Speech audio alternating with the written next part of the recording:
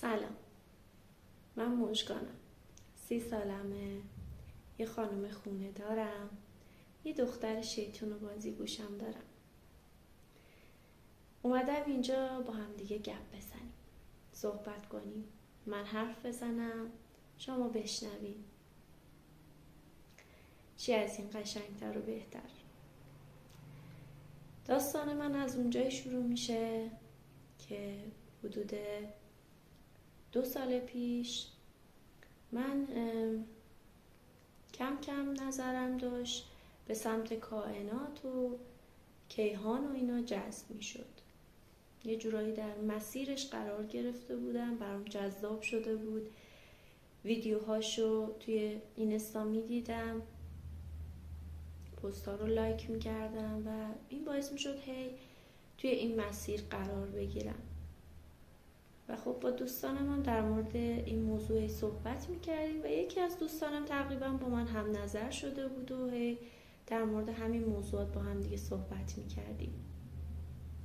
اون موقع تازه مدیتیشن کردن رو یاد گرفته بودم و میتونستم یه خورده ذهن خودم رو آروم کنم و برای مدت 5 دقیقه 10 دقیقه بتونم به یک حالت سکوت ذهن برسم که خیلی حس خوبی داشتش.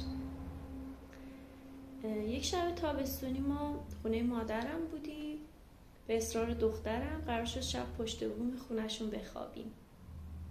مادرم جامون انداخت و تصمیم گرفتیم که بخوابیم اونجا. حالا لامپا خاموش شد و همه رفتن تو جا. من رفتم هندزفریم رو آوردم و خواستم اینستام رو چک کنم. یکی از دوستای من یه پستی رو توی دایرکتم فرستاده بود که بعد از این که هندزفری رو زدم گوش کردم که یه خانومی بود در مورد همین سخنهای انگیزشی و کودک درون و اینجور چیزا صحبت میکردن و اینکه چون این پست رو که دوستای خوب من بر من فرستاده بود، من بهش اهمیت دادم و بهش توجه کردم، تا آخر گوش کردم و خوشم آمد از این خانم. خیلی خوشم آمد، اصلا از انرژیشون خیلی خوشم آمد و این پست من رو هدایت کرد به کانال تلگرامیشون که اونجا یه سری پادکست گذاشتن که ما به صورت هدیه و رایگان میتونیم اونها رو گوش کنیم که به مدت محدودی خانم این پادکست ها رو گذاشتن توی کانالشون و این ارزش 8 میلیونی 9 میلیونی داره این دوره، ولی خب به صورت هدیه برای یه سری از افراد که در مسیرن و هنوز دوره تهیه نکردن رایگانه. دوست منم عضو شده بود. بعد از اینکه عضو شدم شروع کردم به گوش کردن پادکستاش. بی نهایت جذبش شدم، جذب این خانوم، جذب انرژیشون، جذب اصلا ارتعاش صداشون شدم.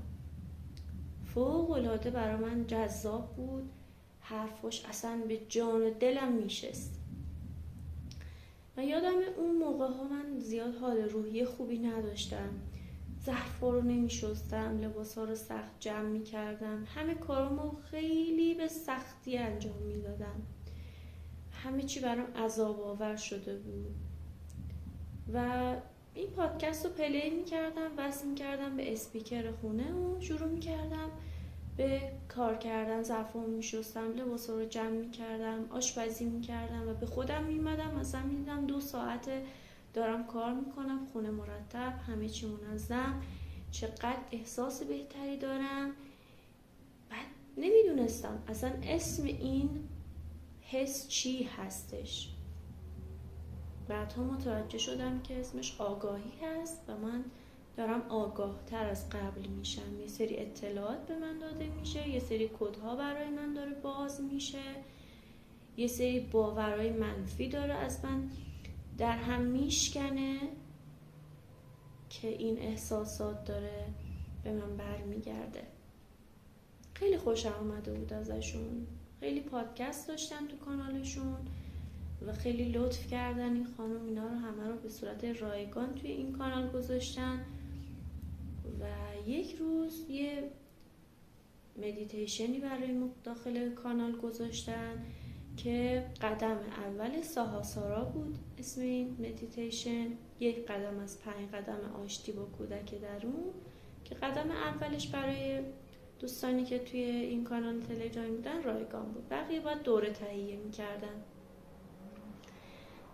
اسم این مدرس عزیزمونم خانم سارا حیدری یا ساریسا حیدری هستش. خیلی تاکید کردن خانم حیدری که باید حتما تنها باشین، یه 20 دقیقه‌ای در آرامش و در سکوت باشین، کسی باتون کاری نداشته باشه، تلفنتون زنگ نخوره و این مدیتیشن رو انجام بدین. من این موقعیت رو برای خودم به وجود آوردم. تنها بودم تو خونه، حالت درازکشم خواستم مدیتیشن کنم که حالا پام خواب نره، دستم خواب نره و مدیتیشن رو آغاز کردیم، پلی کردم. بعد از اینکه به سکوت ذهن رسیدم، چون اولش باید با تنفس و نفس‌های عمیق و حبس شده به حالت آلفا برسی، یعنی به حالتی که در 0 تا 7 سالگی هستیم. بهش میگن حالت آلفا. مغز در حالت آلفا هست، یعنی قضاوت نمیکنه، ذهن تحلیلگرش خاموشه و فقط داره اطلاعات رو دریافت میکنه. ما رو بردن به حالت آلفا، به حالت سکوت ذهن و با صحبتایی که کردم ما رو بردن به خونه قدیمیمون، جایی که کودک درون عزیز من، دختر کوچولوی من اونجا تنها رها شده بود. اصلا نمیتونم تصور کنم که اینقدر قشنگ و واضح که همون موقع دیدم، هم الان داره به این صورت شفاف یادآوری میشه برام. بعد از اینکه وارد خونه شدم میدونستم اون دختر بچه مظلوم و تنها کجاست.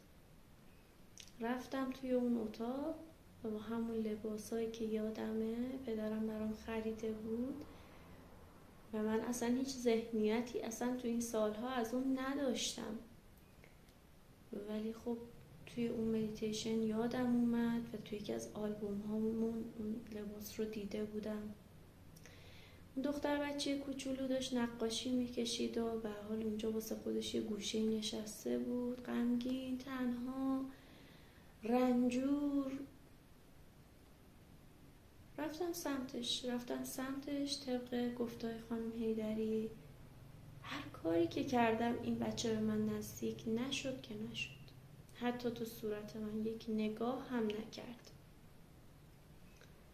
حتی نخواست من رو ببینه، حتی نخواست من رو بپذیره، نذاشت که من لمسش کنم، بغلش کنم. هر کاری که کردم خیلی زمان برد ولی خب نشد و من به شدت گریه می کردم، به شدت برون ریزی احساسی داشتم و یه امر طبیعی هست، حالا بسته به اون تروماهایی که دارین، بسته به اون آسیب‌هایی که دارین، بسته به اون تله‌های شخصیتی که دارین، اون برون ریزی اتفاق میفته. برای من خیلی شدید بود، خیلی خیلی شدید بود. اصلا احساس میکردم حالت پنیک و حمله به هم دست داده، انقدر که من برون ریزی شدیدی داشتم. خب خیلی خوب بود دیگه، یه چیزی در درون من این همه سال مونده بود که با این مدیتیشن داشت از بدن من خارج میشد و نتونستم مدیتیشن اول اصلا باش ارتباط بگیرم و باید این مدیتیشن رو ادامه میدادیم تا چند شب متوالی تا کودک درون با همون آشتی کنه. من یادم میاد به مدت 7 شب این کار رو تکرار کردم که باید خیلی بیشتر باشه، ولی خب من 7 شب انجام دادم. بعد از 7 باری که این کار رو انجام دادم کم کم دختر بچه با من آشتی کرد، آروم آروم به هم نگاه کرد، گذاشت لمسش کنم، بغلش کنم، موهاشو شونه کنم و تا شب 7 با هم صحبت کرد. خیلی آروم و کم حرف و خیلی ملو کوچولو خواسته هاشو به هم گفت. اون عروسکی که همیشه دوست داشته باشه و هیچ وقت نگفت، چون ما 4 فرزند بودیم و وضعیت مالی متوسطی داشتیم و من فرزند دوم بودم و نمیخواستم به پدرم فشاری بیاد، اذیت بشه. و وقتی که بهم گفت اون عروسک رو میخواد، من توی تصوراتم براش خریدم، اون رو بردم و من خیاطی میکنم، لباس میدوزم. توی تصوراتم براشون لباس مورد علاقهش رو واقعا جوری که واقعی به نظر برسه میدوختم. دیدنش که میرفتم براش میبردم و خلاص با هم آشتی کردیم، با کودک درونم آشتی کردیم. خانم هیدری گفته بودم بعد از اینکه این مدیتیشن رو گوش بدین خیلی معجزه ها توی زندگیتون اتفاق میفته، خیلی معجزه های قشنگی رخ میده توی زندگیتون. و در زندگی من هم اتفاق افتاد. من و همسرم راجع به یه موضوعی ناراحتی داشتیم، یه موضوعی بود که هر دوتامون رو به شدت ناراحت میکرد، ولی هیچ کدوممون در مورد صحبت نمیکردیم. هیچ کس پیش قدم نمیشد برای صحبت کردن و به صورت کاملا معجزه‌آسا یه اتفاقی افتاد که همسر من در مورد صحبت کرد و ما اون شب با هم دیگه ساعتها در مورد اون موضوع گفتگو کردیم. یعنی از 10 شب تا 7 صبح ما در مورد اون موضوع گفتگو کردیم و اون مشکل رو حل کردیم. اون مشکل رو ریشه‌ای حل کردیم. اون مشکل رو به شدت عمیق حل کردیم. اون مسئله برای همیشه حل شد. یه موضوعی که 10 سال بود ما رو اذیت می‌کرد، بعد از اون مدیتیشن، بعد از اون برون ریزی، بعد از اون حال خوبه‌ای که سراغ من اومد، برای من اتفاق افتاد و من به این مسیر ایمان آوردم که این مسیر درستیه. این مسیر خوبیه، مسیر روشنیه. و اینکه خانم هیدری همین دوره ها رو برای ما به رایگان گذاشته بودن، به رایگان اشتراک گذاشته بودن که خب اون گروه ازشون خواسته بودن. منم که توی کتابام اینا رو که میخونم، یه سری کتاب در مورد این مسائل که میخونم، در مورد همین موضوع صحبت میکنم. آگاهی باید منتشر بشه، آگاهی باید انتقال داده بشه و باید به کسانی انتقال داده بشه که در این مسیرن و هیچ کس رو نباید به زور وارد این مسیر کنی. هر کسی که آماده پذیرشش هست باید این حرفا رو بشنوه. و من هم به خاطر همین اینجام یه سری چیزها دریافت کردم، یه سری اطلاعات رو از کتاب‌ها و پادکست‌ها به دست آوردم و دوم این که علاقه خیلی زیادی دارم به صحبت کردن با شماها عزیزانم. خیلی کودک درونم دوست داره شنیده بشه. من این نیاز رو دارم و یه سری آگاهی هایی که نه کم نه زیاد، همون مقداری که هست رو میخوام توی این صحبتامون با هم دیگه به اشتراک بذاریم، با هم دیگه گفتگو کنیم و امیدوارم که خیلی مفید باشه این صحبتامون. و اینکه هنوز هم این کار رو میکنم، هنوز هم با کودک درونم گفتگو میکنم، ولی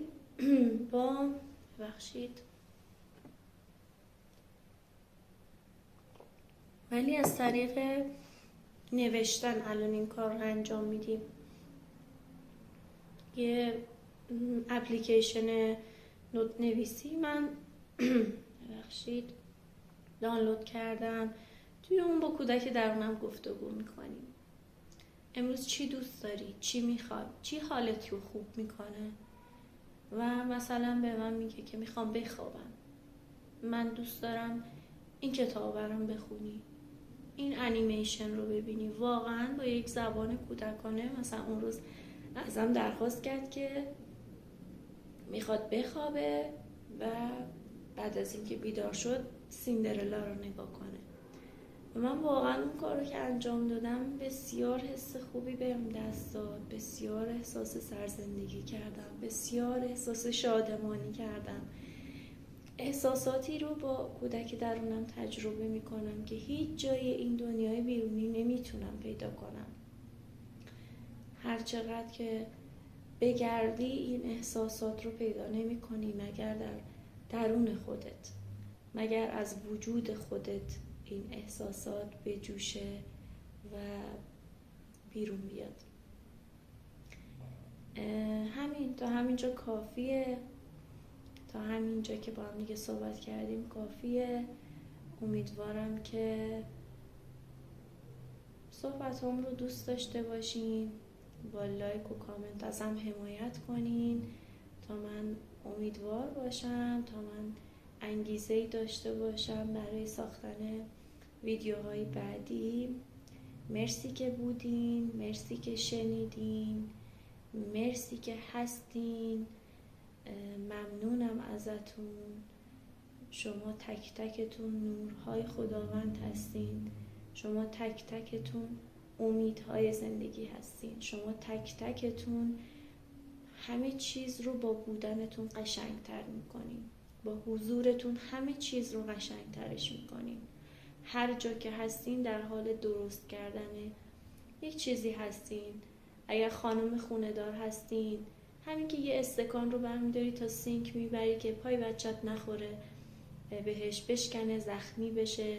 همین که لباس ها رو داری میشوری، همین که داری گوش میکنی به صحبت های بقیه، مفید و ارزشمندی. خیلی با ارزش هستی، کافی هستی. دوستتون دارم، خیلی دوستتون دارم. مراقب خودتون باشین. خدا نگهدار.